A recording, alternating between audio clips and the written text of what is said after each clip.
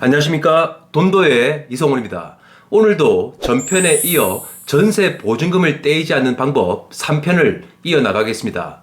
자신이 살고 있는 집 계약기간이 끝나서 나가려고 하는데 집주인이 보증금을 주지 않거나 또 받지 못하면 정말 당황스러울 것입니다. 그런 상황에서 직장이나 애들의 학교 문제로 꼭 이사를 나가야 되는 상황도 있죠. 자, 또한 새 집에 가기 위해서 청약을 하고 계약금, 중도금, 잔금을 치러야 되는 경우라고 해보겠습니다. 그렇게 되면 계약을 포기하거나 이런 고금리 시대에 수많은 대출을 받아야 되는 난감한 상황에 빠지게 될 것입니다. 그런 일이 발생하고 임차권 등기명령 신청, 보증금 반환을 청구하는 지급명령이나 소송을 하면서 보증금을 돌려받기 위해 많은 시간을 허비하는 일이 우리 주변에 너무나도 많죠. 그런데 보증금을 돌려받지 못한 해당 물건에 결국 부동산 경매를 진행해도 유찰 등 헐값에 팔리거나 배당 순위에 밀려 자신의 전세 보증금을 전부 회수하지 못하는 일이 비일비재합니다. 자, 그렇기 때문에 사전에 그런 일이 없도록 허그나 서울보증보험, 즉 SGI에서 운영하는 전세 보증금 반환 보증 보험에 가입하는 것이 가장 안전할 것입니다. 오늘은 그중 HUG, 즉 허그의 가입 절차 시 유의사항과 사고 발생 시 대처 방법을 같이 알아보겠습니다. 오늘 조금은 어려운 내용과 법률 용어가 나올 수도 있습니다. 자, 하지만 어렵다고 내 평생 모은 재산을 아무렇지 않게 날려버리거나 자신의 권리를 넉넉히 잃어버릴 수는 없을 것입니다. 제가 최대한 쉽게 풀어서 누구나 이해하실 수 있도록 설명드리겠습니다. 자, 전편에 이어 전세 보증금을 떼이지 않는 방법 11번째를 시작하겠습니다. 허그 전세 보증금 반환 보증 보험에 가입되어 있으신 분들은 전세 보증금을 못 받는 사고가 발생했을 때 사고일로부터 1개월 이내에 서면으로 그 내용을 주택도시 보증공사인 허그에 통지를 해야 됩니다. 그리고 보증사고일로부터 2개월 이내에 보증사고 유형에 따라 허그에 보증채무에 이행을 청구하셔야 합니다. 자, 그리고 이때 임차권 등기 명령을 꼭 같이 해주셔야겠죠. 여기서 나오는 임차권 등기 명령은 쉽게 말씀드리면 이렇습니다. 임차인분들이 보증금을 받지 못하는 사고가 발생했다고 하더라도 경매 및 배당 또는 그 보증금을 돌려받을 때까지 계속 그 집에 있을 수 없는 사정들이 많을 것입니다. 자, 그런 상황에서 무작정 이사를 가고 또 이사 간 곳으로 전입신고까지 해버리면 대항력과 우선 변제권 등을 전부 잃어버리게 됩니다. 그렇게 되면 자신의 피 같은 전세 보증금을 받지 못하는 사태가 일어나기도 하죠. 그래서 거주 이전의 자유를 보장하기 위해 임차권 등기 명령을 주택임대차보호법으로 제정하게 되었습니다.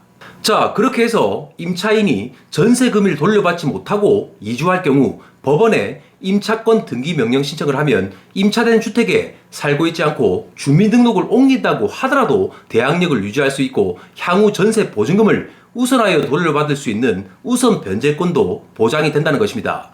이 임차권 등기명령 신청은 본인이 직접 법원에 신청할 수도 있고 또는 허그에서 임차권 등기 대위 신청 서비스를 제공하고 있기 때문에 이용하셔도 편리하실 겁니다. 자, 여기서 하나의 팁을 드린다고 하면 세입자분이 임차권 등기명령 신청을 했다고 바로 이사를 나가면 안 된다는 것입니다. 등기부등본상에 필히 기입이 되어 있는지 꼭 확인을 하셔야 합니다. 또 다른 경우 보증금 중 일부를 지급받은 경우에도 임차권 등기명령 신청이 가능하다는 점 참고하시면 좋겠습니다. 자, 그리고 잘 보십시오. 실무상 이런 분쟁이 있는 경우도 있습니다. 임차권 등기가 정확하게 기입이 되어 모든 짐을 빼고 이사를 갔는데 알지 못하는 사람이 이사 나간 집에 들어와 무단으로 점유하는 경우가 있습니다. 자, 그런 상황에서 향후 명도 소송 및 인도 집행 등의 복잡한 절차와 수많은 비용이 발생하는 경우가 종종 있죠.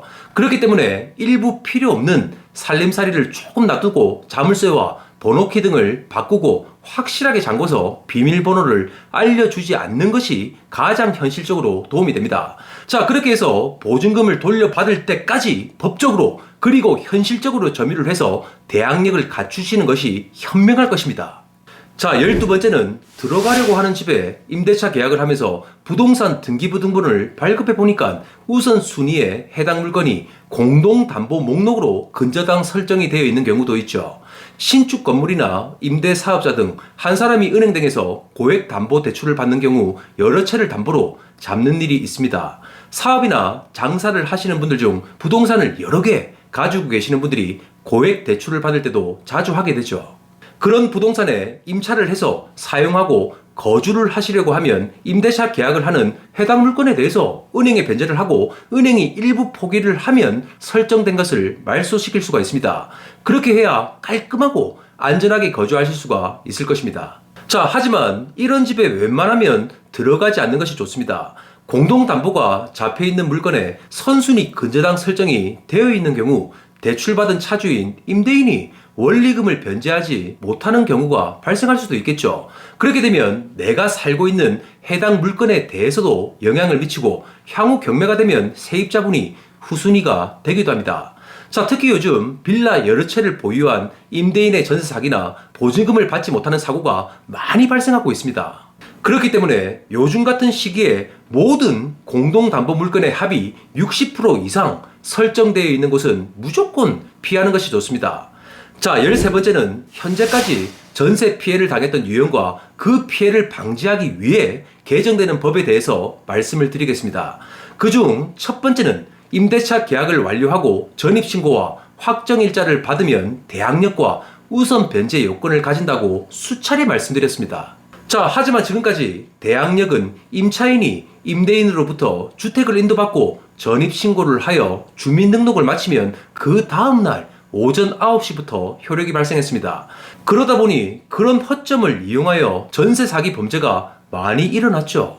자, 예를 들어 임차인의 대항력이 생기기 전 계약 당일 집주인이 해당 물건에 대하여 담보대출을 받으면 그 담보대출은 그 즉시 효력이 발생하기 때문에 임차인보다 우선순위가 됐습니다. 하지만 국가에서는 이런 전세 사기의 방지 대책을 마련하여 세입자가 전입신고를 하기로 한 다음 날까지 저당권 등 담보권을 새로 설정할 수 없게 만들었습니다. 자, 또한 임대인이 은행에서 세입자 몰래 선순위 담보대출을 받지 못하도록 시중은행에 확정일자의 확인 권한을 부여했습니다. 두 번째는 법무부와 국토교통부가 전세 사기 피해 방지 대책에 후속 조치를 마련하고 국세기본법을 일부 개정을 하였습니다.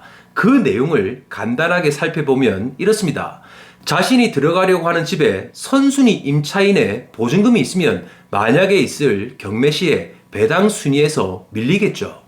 계약을 할 때 이런 배당 순위를 따지지 않고 집주인을 믿고 확인도 하지 않은 채 들어가서 보증금을 못 받는 사고가 많이 일어났습니다. 자, 이제는 그 정보에 대해서 임대인이 제공을 해야 되고 정보 제공에 관한 동의를 문헌상으로 분명히 해야 됩니다. 자, 그리고 세 번째, 지금부터 나오는 이게 정말 지금까지 정말 골치 아픈 부분이었습니다. 세입자가 전세 사기를 당하거나 해당 물건이 경매가 될 때 전입신고, 확정일자를 받았다고 하더라도 세금이 우선 배당을 받았습니다.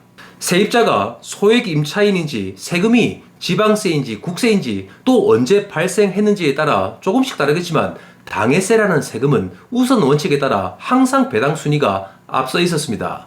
자, 여기서 나오는 당해세는 쉽게 말해서 그 부동산 자체에 부과되는 세금입니다. 예를 들면 상속세, 증여세, 종합부동산세 등이 있겠죠. 자, 지금까지 이런 체납 여부를 임대인이 직접 알려주지 않으면 사실상 알 수 있는 방법이 없었습니다. 그래서 세입자분들이 어쩔 수 없는 피해를 받기도 했죠. 하지만 이제 임차인이 임대인에게 납세 증명서를 요구할 수도 있고 임차인이 해당 과세관청에 직접 확인할 수도 있게 되었습니다. 자, 그렇기 때문에 임대차 계약 전에 임차인이 미리 임대인에게 부과된 세금 체납 정보만 잘 알고 있다고 하더라도 큰 피해를 막을 수가 있을 것입니다. 예를 들어 임차인이 대항력과 확정일자만 잘 갖추었다면 추후 임대인이 세금을 체납한다고 하더라도 임차인의 보증금은 보호될 것입니다. 사기의 종류는 수만 가지도 넘겠죠. 그리고 전세 사기를 계획하고 설계하고 세입자에게 떠넘기는 수법도 다양하게 존재합니다. 자, 특히 부동산 상승기에 이런 계약을 많이 하고 부동산 하락기에는 수많은 피해자들이 나오게 됩니다.